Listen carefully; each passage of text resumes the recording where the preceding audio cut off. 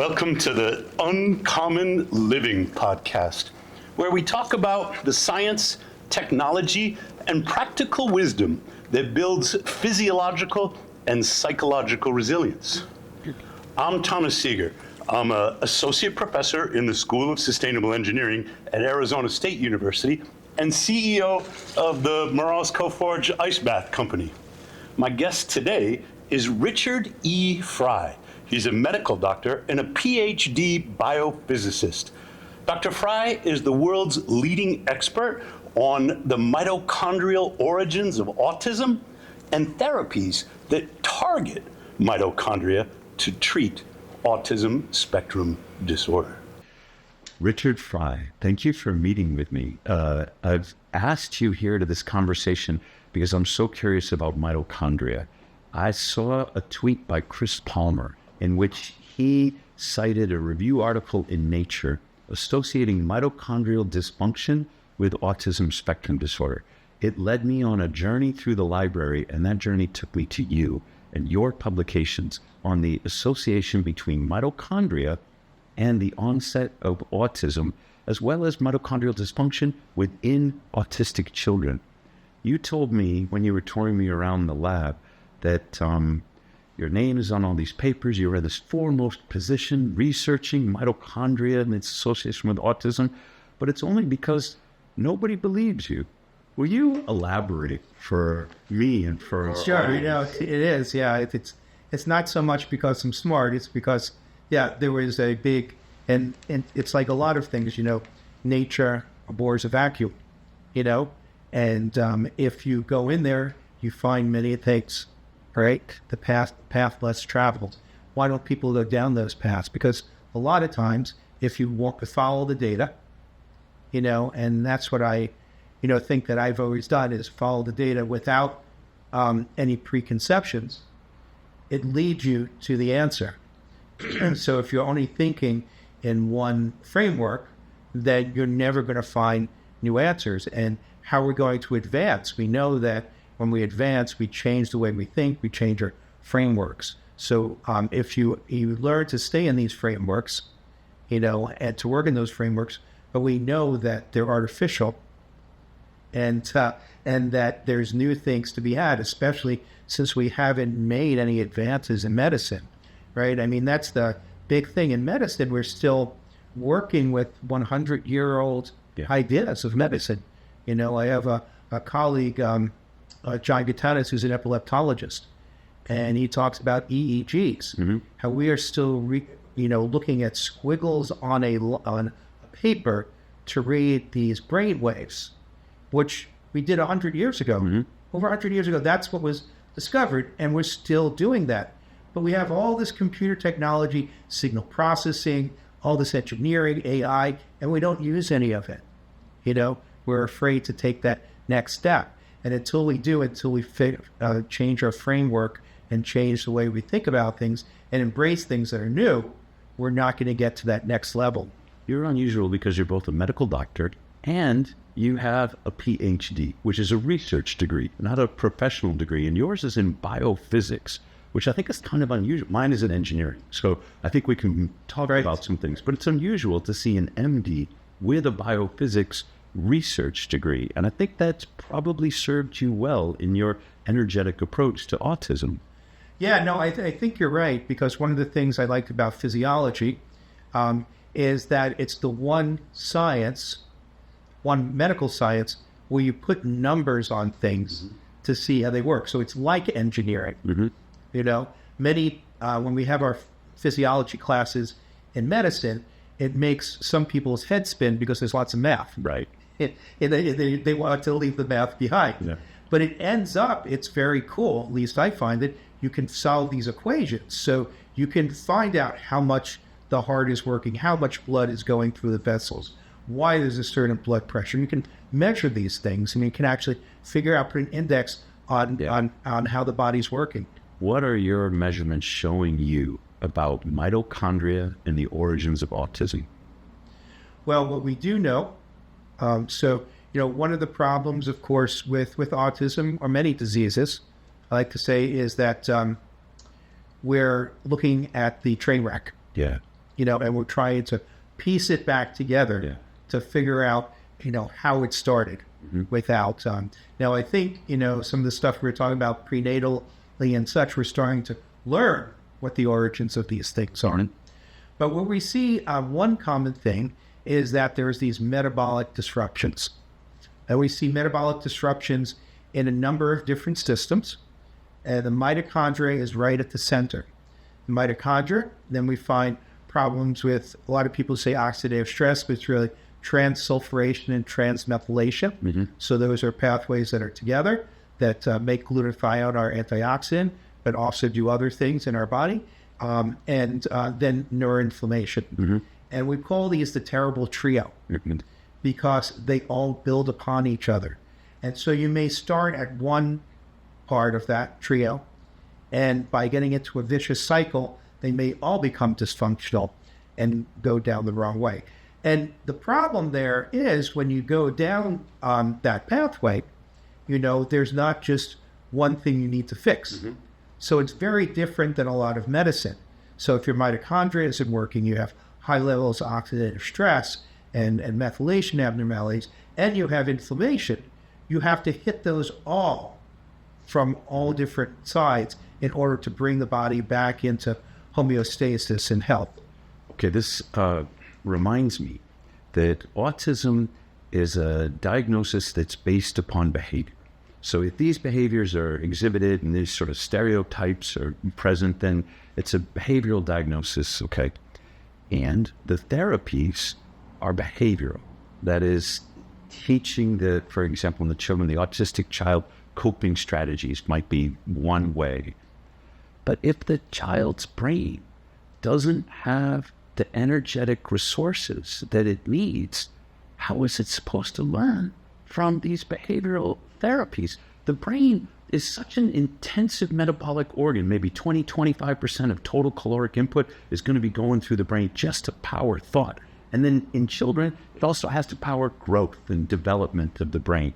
And then if the approach is behavioral, then the child's going to need the resources to power the learning that's taking place in the brain. The terrible trio that you just described suggests that the brain is metabolically impoverished. What a difficult task it must be for a child to learn what we're trying to teach. Exactly. So you're exactly right. And, so behavioral therapy is great, I don't mean to knock it. Yeah, and I don't mean to knock it either. Some people think because we're talking about these physiological, abnormalities that we're and other therapies that we're knocking behavioral therapies. We're not. Yeah. Because some kids respond to it very well because their bodies have the resources. And what we're saying is, as you pointed out, the brain and the body has to be healthy in order to accept and use these behavioral therapies. And if the brain is not making connections, it's not going to learn. And in the same way, there's other things that even don't have to do with the brain. Many kids have GI issues, right? If they're in pain because of GI, they can't listen to therapies, Many kids have, sleep disorders. So sleep, I always, think it's so underappreciated. There's a reason we do it for a third of our life, and we know that sleep interruption is not very good. And what happens when you don't get a good night's sleep? You become irritable. So you can imagine a child that can't communicate, doesn't understand the world. They don't get a good night's sleep, and they're not going to accept any therapies. They're completely confused.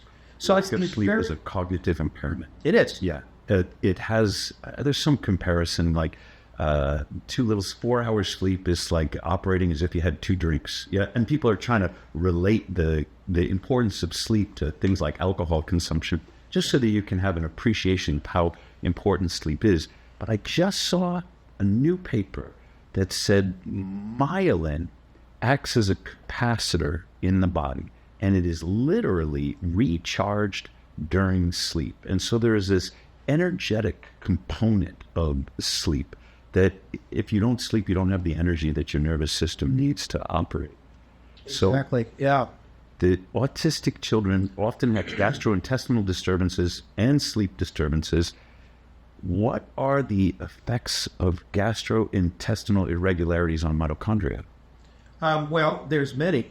First of all, the gastrointestinal system, we don't really appreciate. That's where we get all our nutrients. Yeah. So if the gastrointestinal system is not digesting, we're not going to get the nutrients for the brain and for the mitochondria to work.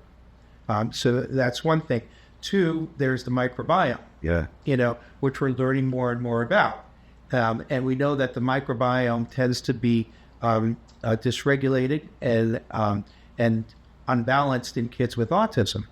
And one of those reasons, and this is what I have to kind of explain to parents when we try to repair the microbiome, we say, if children aren't digesting their food, where does the food go?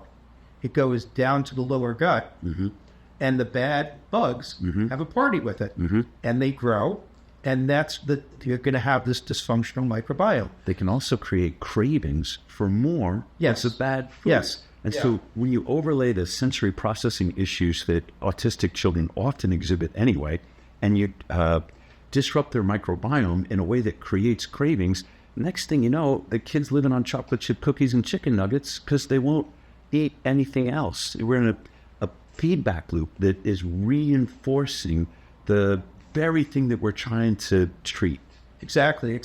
And there's many examples of this, how viruses and bacteria actually program the body, and take over the body's programs to actually get the food that they need. And then, of course, these bacteria... food that the bacteria need, not the food that the child needs. Exactly. Yeah. Exactly. And then the important thing is that the microbiome programs the immune system because, many people don't realize it, but about 70% of the immune system is in your gut. Yeah. And it has to be in balance with the microbiome. So the microbiome then programs the immune system, and so it can program it poorly. It can program it to overreact. And then it can change gut permeability, which is not very good because then large proteins can go into the body where they'll react. Other types of toxins and things that should go into the body can. And then we know about short-chain fatty acids. Yes, tell me more. Yeah, so that we know that the bacteria produce these things called short-chain fatty acids, which are not just, let's say, nutrients as far as fatty acids. They actually have purposes in the body. And one of the... Beyond metabolism, they're not just there as an energy source. Right, They signal other Okay, tell us about those things. Exactly. And one of the things that we look at, the balance, to simplify it, because I like this, is propionate versus butyrate. These are two different short-chain fatty acids. Butyrate is an amazing molecule. It starts to protect against colon cancer. In the mouse, the intestinal lining needs butyrate. That's what the mitochondria actually feed on in the intestine. So it needs those bacteria to produce butyrate. But we also know it goes beyond the gut, and it affects the body. High levels of propionate actually can cause diabetes and program the body to be diabetic and also predisposed to cancers. Whereas high levels of butyrate does the opposite thing. It helps control metabolism. And we know that there's models where butyrate actually will improve autistic symptoms in mouse models of autism. And in the opposite way, propionate, there's a propionate acid model of autism, whereby just injecting propionate, the first experiments were to inject it into the brain, that you can turn an adult rat autistic for about a couple hours. And you would wonder, what does a autistic rat look like? You watch the movies, and it's exactly what you would expect. Stereotype movements, hyperactivity, and instead of going over to the other rat, like rats usually do, and check them out, they ignore the other rat and just run around. So we know that these things come from the microbiome and are so very, very important for how our whole body works. So here's a mechanism by which something like a fecal transplant could alter the microbiome, then change the proportion of butyrate and propionate, I'm saying it wrong. Propionate, yeah. Propionate, in ways that support mitochondrial and brain function and ameliorate the clinical presentation of autism. That's right, yeah. And we've found some data that we'll be publishing later in the year. We found that fecal transplants, or what we now call microbiotic transfer therapy. It sounds more pleasant. It does. Yeah.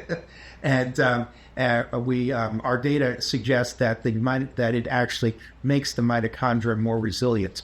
Yep. And so we've measured this in people that have actually undergone this.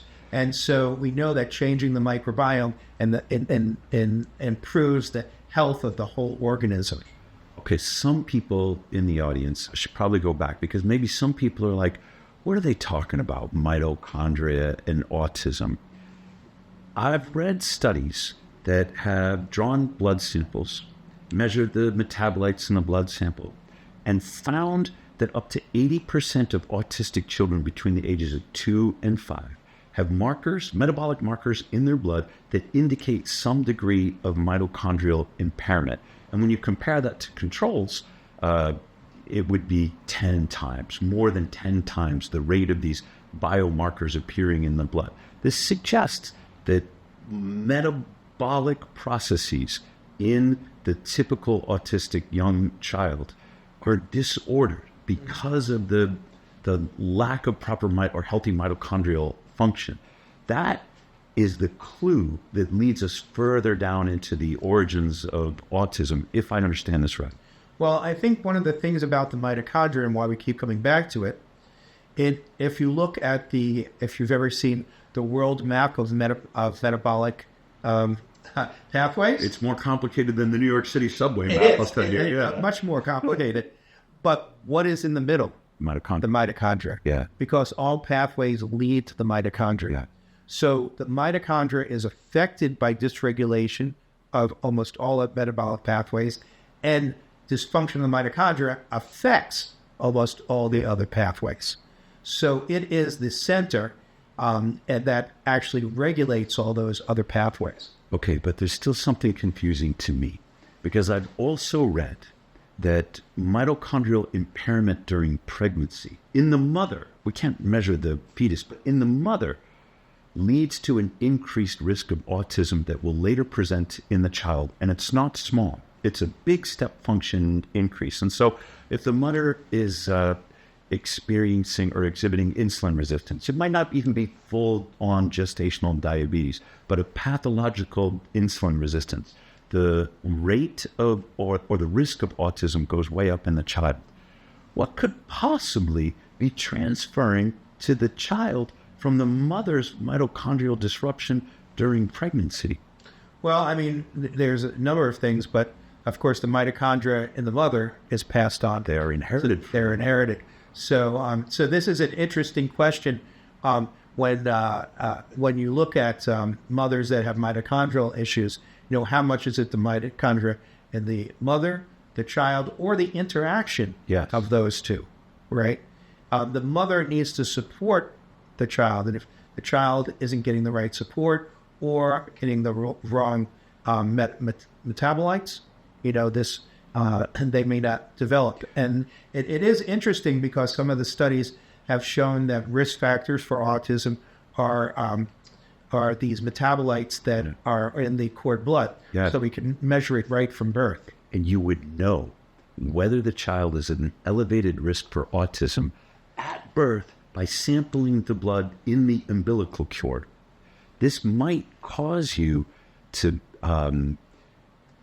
protect the child from triggers like immunological activation that would take a child predisposed to autism, and then fever, for example, or it could be a vaccine that results in a neurological regression that initiates the onset of that autism that up till now the parents had never observed. Then they lose language function, or then they begin to exhibit the stereotypical behaviors.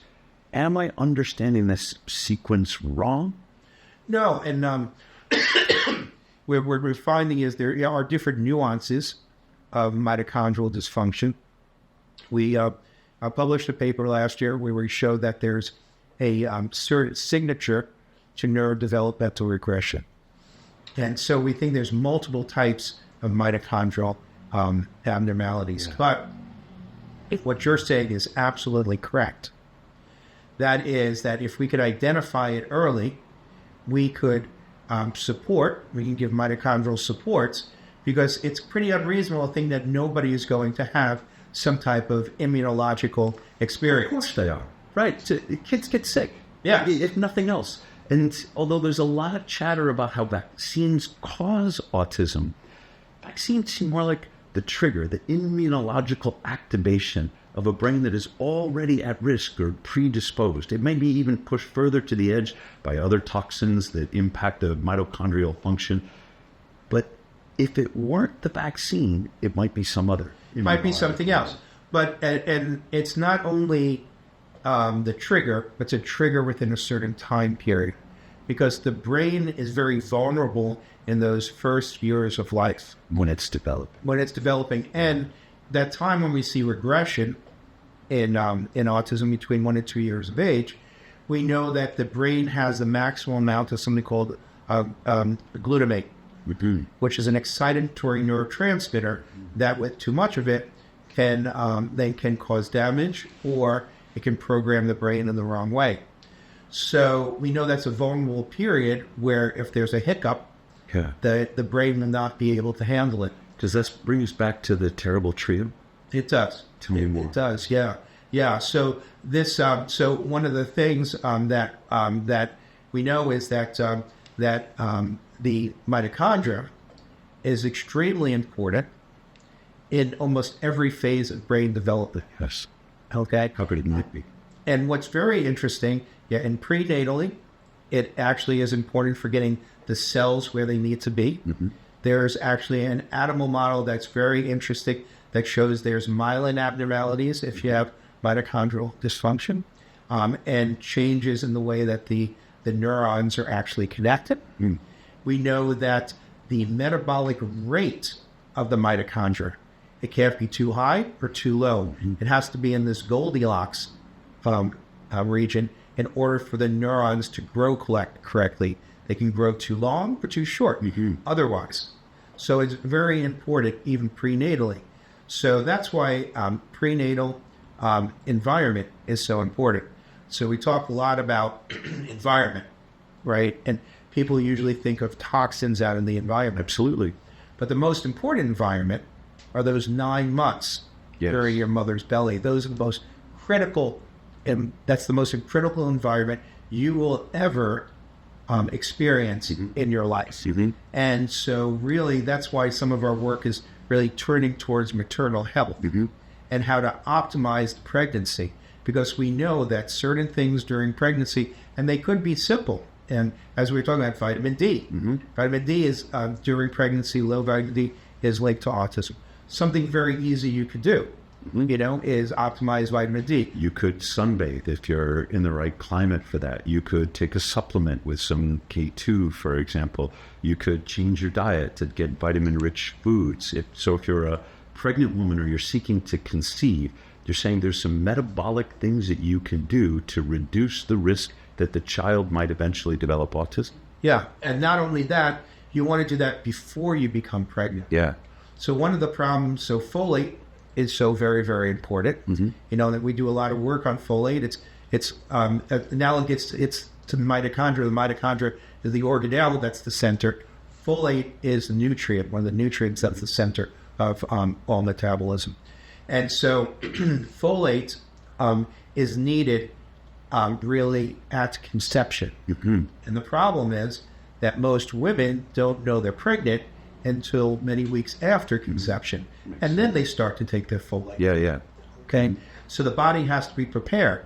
And one of the studies, I believe, from JAMA, I believe it was from UC Davis Mind Center, where they looked at folate supplementation and risk of autism, they showed that folate supplementation, the optimal time, went into preconception, before conception. Okay, there's a difference you've written about between folate and folic acid.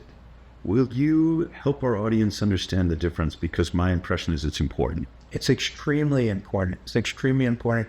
And this is something that seems so simple. People think that folate, you take your folate, it's just a simple thing. But folic acid is the synthesized form of folate. It does not occur in nature. So it is not natural to the body. For the body to use it, it needs to activate it. And under normal circumstances, it can activate it just fine. Although some people do have changes in their metabolism where they're not so good at activating it. So many times when we think we need more folate, we give more folic acid. Okay, so we might use it to enrich bread or put it in cereal or something like that and think we're doing a wonderful thing because look at the folic acid that we're giving the kids who eat their peanut butter and jelly. Right, and it is great until a point, right? And so in certain situations, such as pregnancy, you want to give higher levels of folate. Okay? You want folate, which is the natural vitamin. So we give folic acid, which is the synthetic vitamin. And what happens is the body only has a limited amount to activate the folic acid.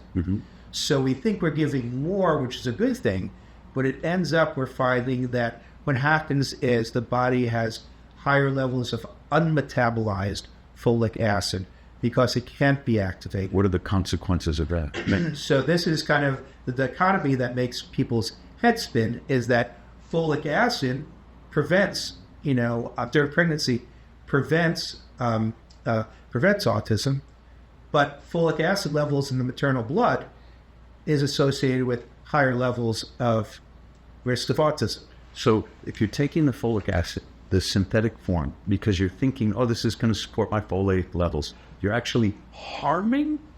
If you take too much. Yeah. So if you take enough for the body can convert that, then it's fine. But what happens is if you take more, then you have a buildup of unmetabolized folic acid. And so when they looked at the type of folate that in the maternal blood that correlated with an increased risk of autism, it was unmetabolized folic acid.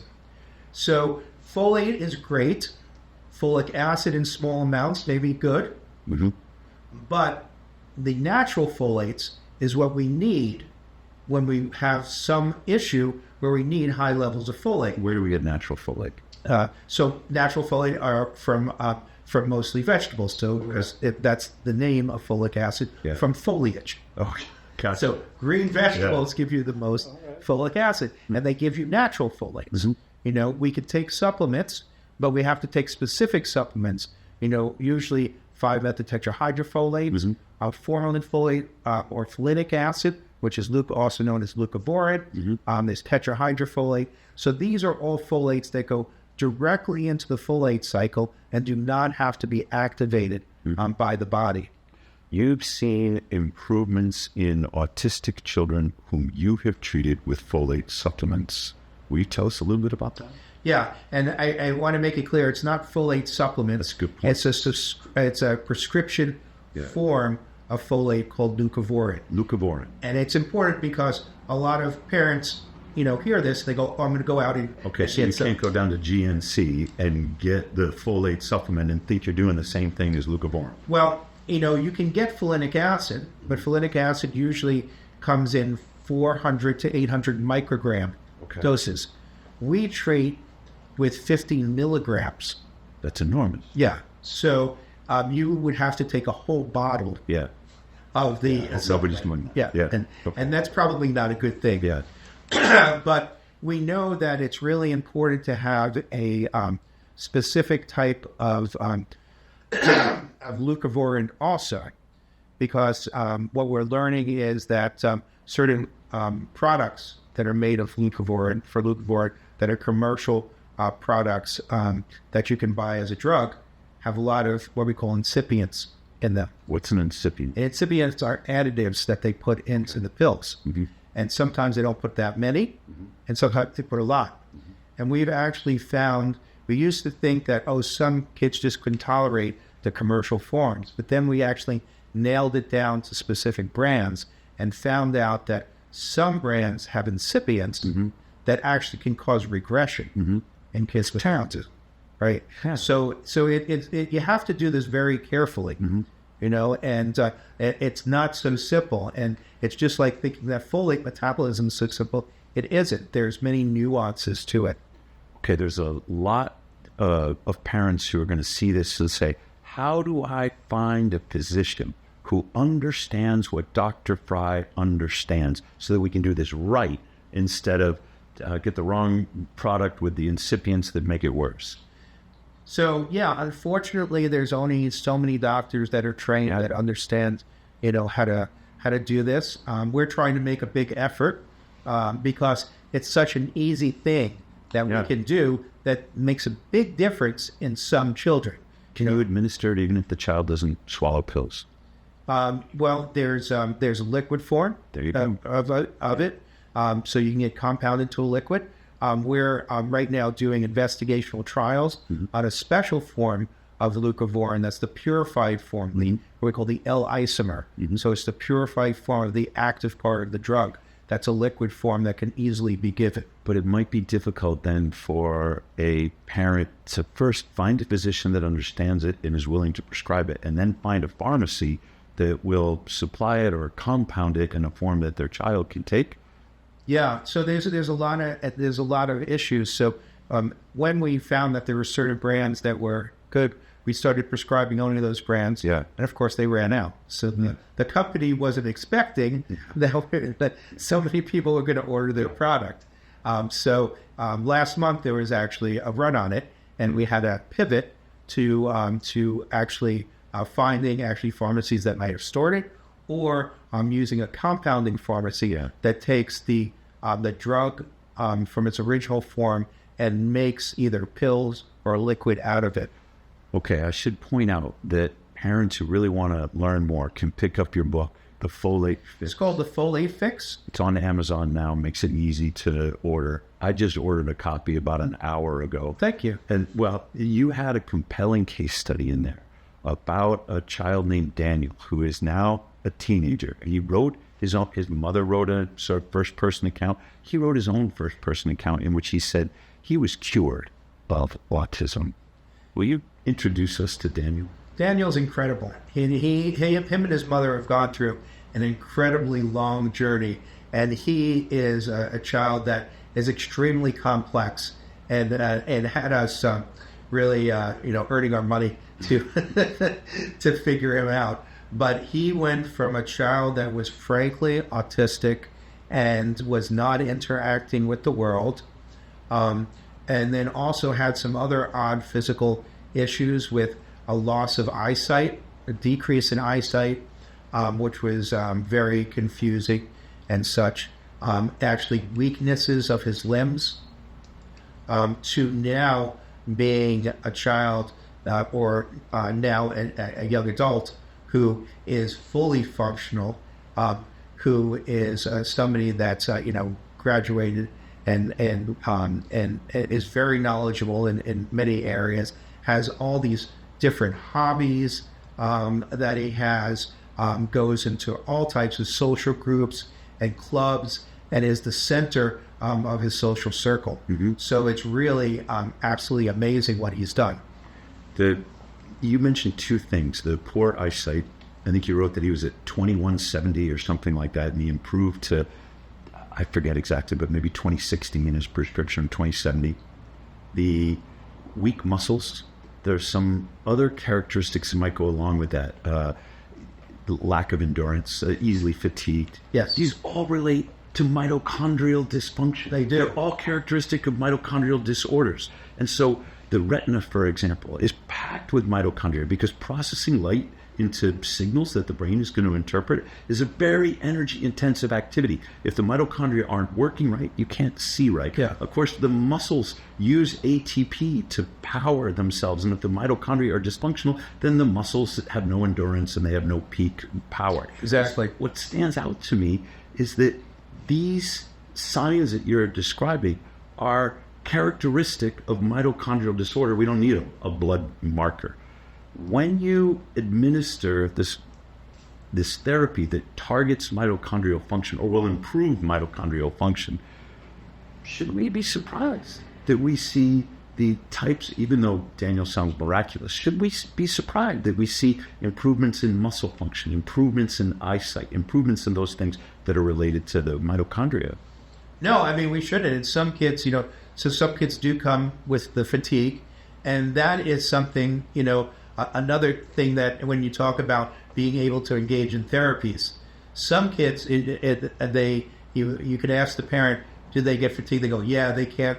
Their afternoon therapy comes and they're falling asleep during it. And sometimes simple mitochondrial supplements, and some of those kids have to take them several times a day, gives them the energy to get through those therapies. Okay, we should talk then about how it can support mitochondrial function. And this is for everybody, not just autistic children, but I overheard you talking about magnesium, for example. Magnesium participates in hundreds of metabolic reactions.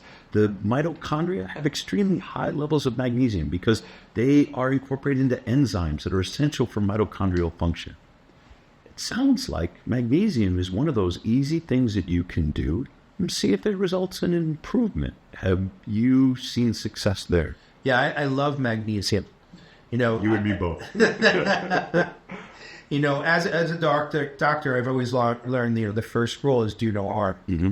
So I love things like magnesium and folate and such, where you really can't do much. You can't do any harm. Yeah. And the body can take as much magnesium, especially orally, and you're not going to get any type of extremely high levels that are going to to hurt you. If you're going to go oral, people are going to ask me, but what form? Citrate, chloride, hydroxide, the L-threonate, what should I take? So it depends on what you're using it for. Okay. So many times we use it primarily for constipation. Yep.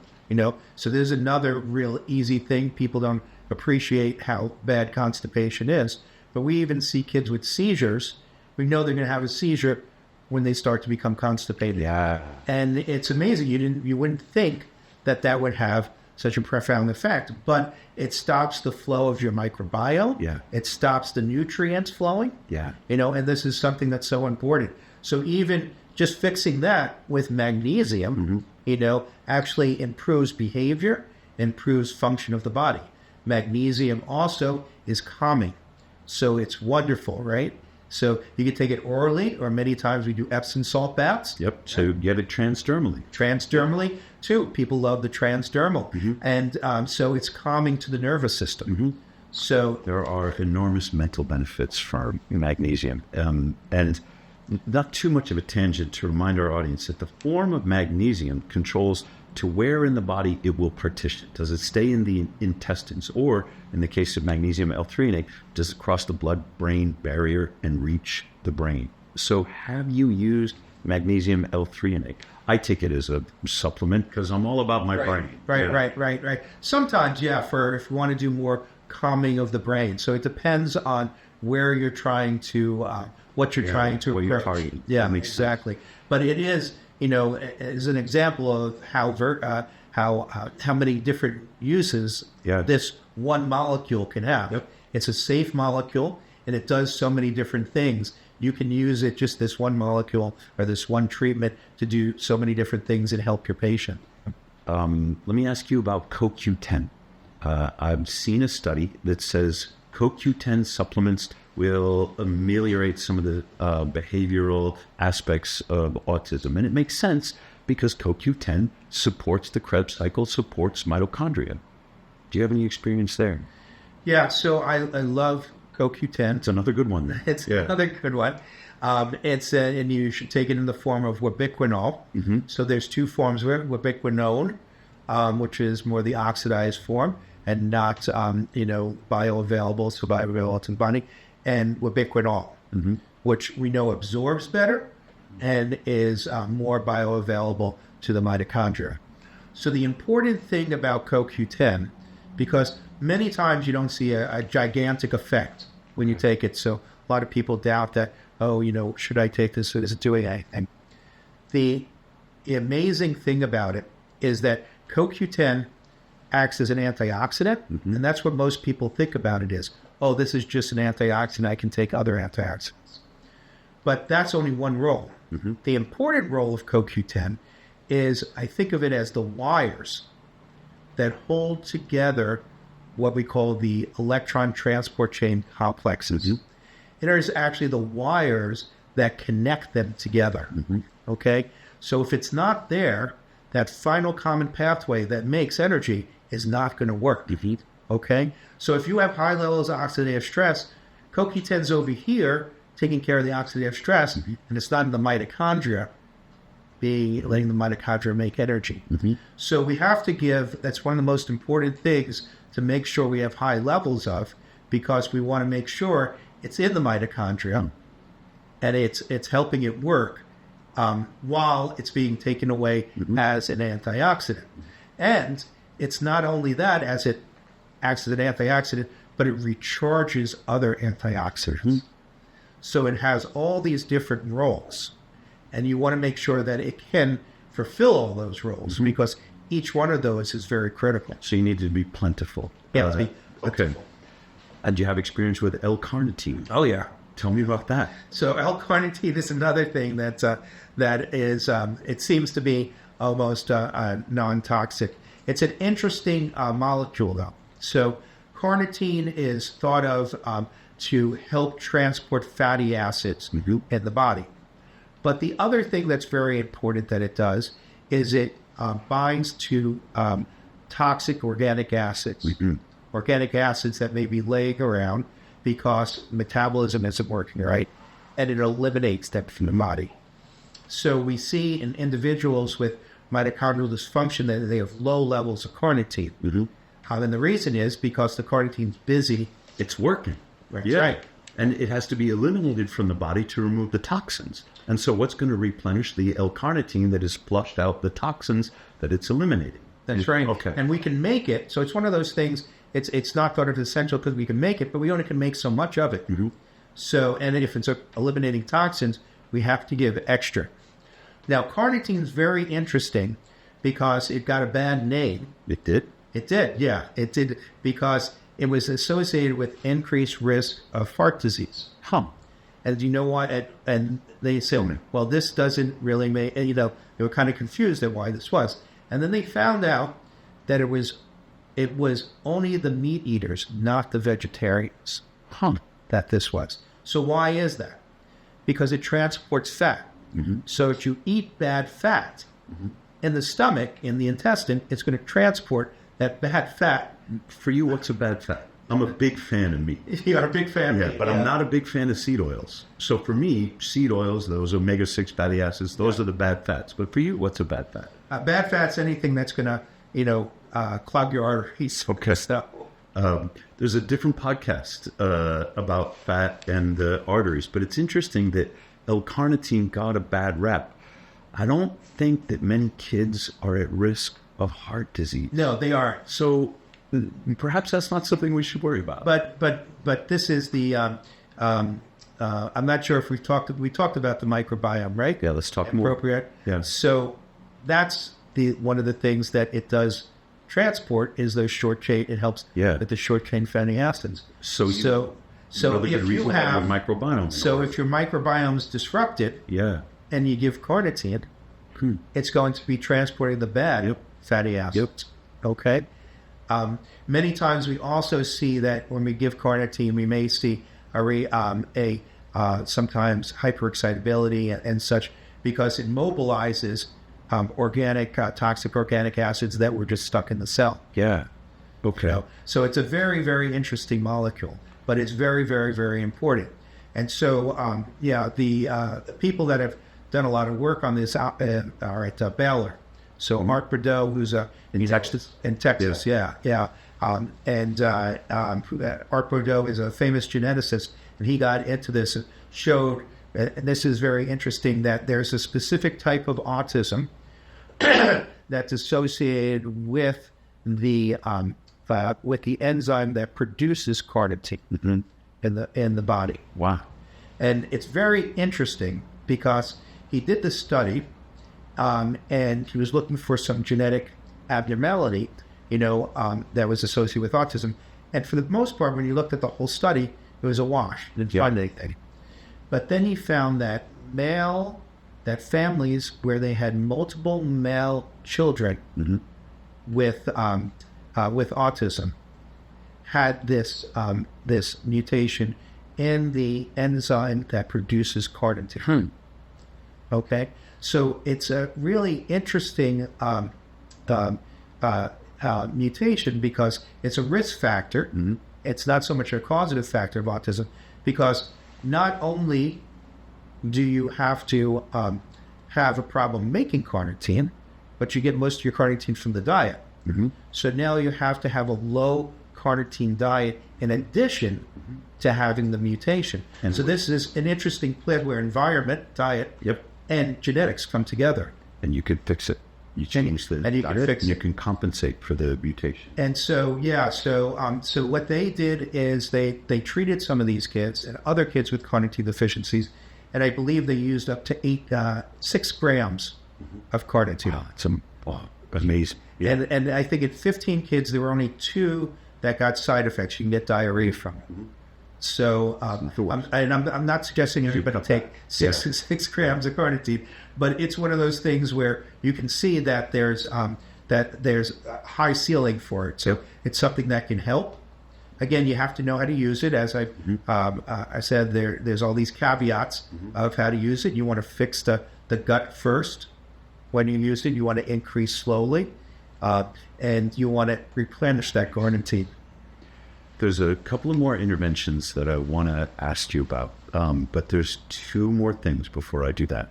The first one is we should talk about toxins. So much research in medical science is just black box. It's really about associations. We're going to expose rats to something, and then we're going to see whatever our dependent, endpoint is. It lacks an understanding of the mechanism, and I think to some extent this is the case with autism. So some people have their favorite sort of toxic exposure. It could be non-native EMFs, it could be mold, it could be heavy metals. All of these can accumulate a load on the body. So you could even have a combination of all of these sort of environments. Exactly. All this is fine, but most of that research lacks the mechanistic understanding of how it would prime the body or predispose the body to a risk of autism. Microplastics are another fun one to talk about. Every single one I've seen works through the mitochondria, whether it's heavy metals or whether it's mold or whether it's any of these. If mitochondria is the mechanism, then every other of these sort of multiple factorial models should be connected through the mitochondria. And I'm not the expert, but as I'm going through the literature, I'm like, well, that's a mitochondrial toxin. What's your reaction to that? It is. That's the mitochondria is in the center of everything. And I think we were talking about this before, about prenatal exposures. Yeah. And so that was one of the amazing things that we found. We have a paper looking at air pollution exposure prenatally. Yep.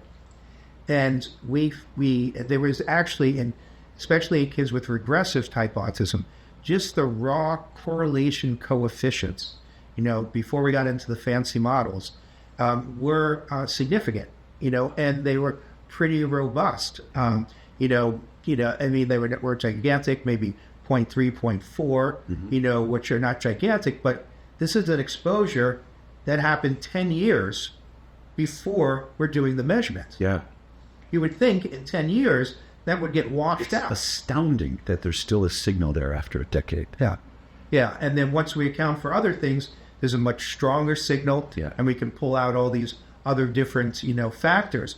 But it's really interesting how something that happened prenatally has now programmed that mitochondria to be in a certain way throughout the life of that child.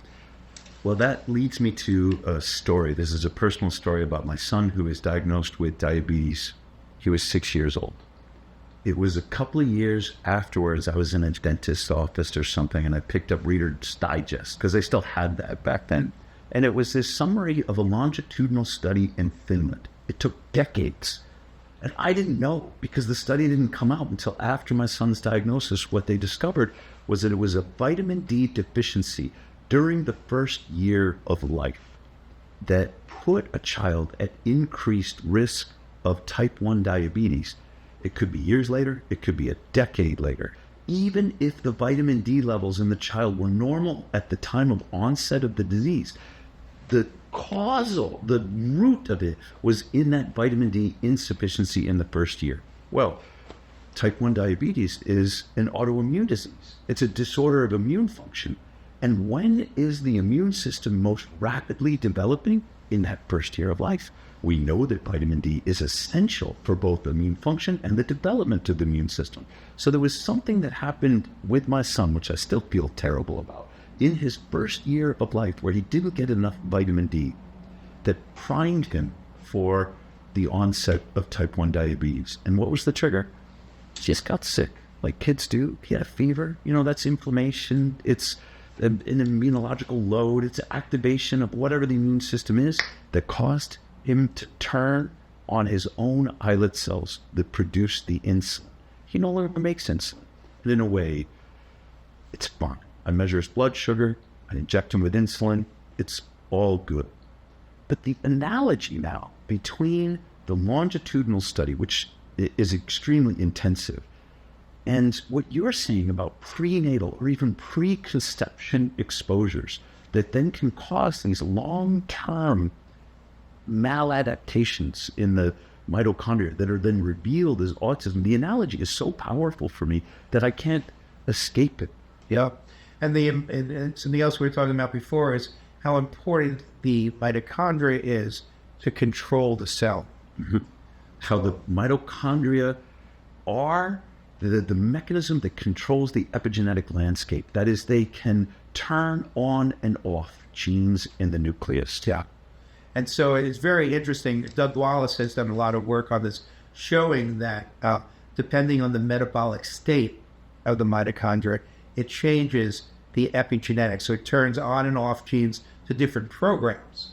So the mitochondria is almost like the sensor of the cell, the environmental sensor and the nutrient sensor. So it knows if you have lots of nutrients or not so much nutrients. It's going to change the cell and the way that the cell works to that environment. You could think of the mitochondria as the environmental sensor. So it's very complex in that way. And then there's some other really interesting work when you look at mitochondrial mutations. So the mitochondria has its own DNA. Mm-hmm. And we know of something called heteroplasmic. It even has thousands of copies of this DNA. It's so you have anywhere hundreds to tens of thousands, and each mitochondria in your cell, and then each mitochondria has 10 to 20 copies of the DNA. Gotcha. Yeah. So you're right. And not all those copies have to be the same. Right. And so some of them have mutations on them. Well, this is a cause for hope. My son will never regrow islet cells, and his insulin function will never be restored. But mitochondria remain plastic. That is, mitochondrial therapies can improve their function, but you can also produce new mitochondria. You can, through mitophagy, eliminate defective mitochondria, and through mitobiogenesis, produce more mitochondria, and your body can select the copies of DNA that it wants to use to replicate the mitochondria. We can do mitochondrial therapy that will restore mitochondrial function. No, you're absolutely right. And many and psychiatric diseases and other diseases that we're finding have problems linked to the genes that process the fidelity of the mitochondria, that keep the mitochondria fresh. And that, as you say, take out the bad mitochondria and produce good new mitochondria. Okay, that leads me to the last two questions. Chris Palmer, he's at Harvard University, he's a psychiatrist, and he's very big on ketosis. We know that ketosis will support the brain. Ben Bickman tells me the brain prefers to metabolize ketones over glucose, for example. So we know that ketosis will also help mitochondria restore. They will recover from excess ROS, or reactive oxygen species, because you get a break from the carbs, you go into a ketogenic state, and the mitochondria can recover. Can ketosis help autistic children? So yes, the ketogenic diet seems to it's great because what we know as far as clinically, it improves seizures. It's a treatment for mitochondrial disease. Yep. Many of the mitochondrial disease, not all of them, but many of them. And there's been studies where they've looked at kids with autism and with the ketogenic diet. So a lot of that came out. Those studies started with studying children with autism with seizures that went on the ketogenic diet, and they found out that the autistic symptoms improved. Wow. And so now, last time I looked, there was 4 studies that showed that the ketogenic diet mostly gave moderate to a significant improvement in autism symptoms. Of course, some people can't tolerate it. Sometimes it's too complex. Compliance is difficult sometimes. Yeah. And so that's the biggest problem. We try to do a study in our own study, and it was very, very, very complex because it's hard to actually implement the diet. I know a woman who's the parent of an autistic child, and she contacted me because she was doing cold plunges with her son. She said the improvement in her son was remarkable, and she's dedicated her life now to cold plunges and breath work and sharing her knowledge. I'm going to interview her in a little bit.